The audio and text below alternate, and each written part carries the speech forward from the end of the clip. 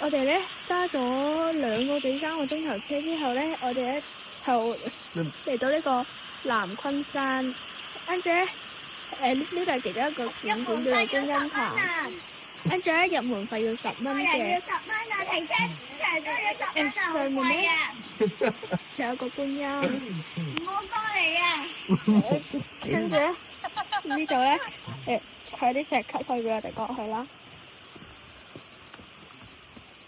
跟住從停車場上面嗰度行落嚟要大概3-4分鐘。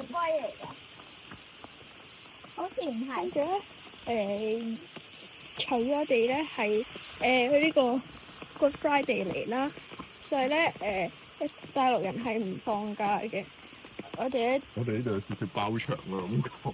我哋咧就會偏僻啲，冇人。同埋我發現呢度有好多嘅小昆蟲啦，大家要注意下。同埋今日我哋包場啊，10蚊可以包場嘅。係啊，記得過嚟啊！同埋咧包場要我哋哋10蚊即係入場費唔平嘅。戴住頂帽啦，咪爽。繼續啦。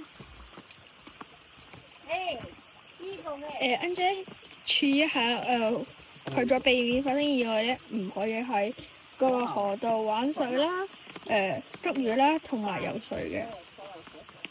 有冇蝸牛啊？跟住呢度嗰啲溪水都幾靚嘅。跟住呢度有張台啦，佢喺呢個野餐，但係我哋今日嘅天氣大雨，所以我哋就影唔到餐啦。同埋我哋其實你發覺你個南昆山嗰度咧影咗幅相。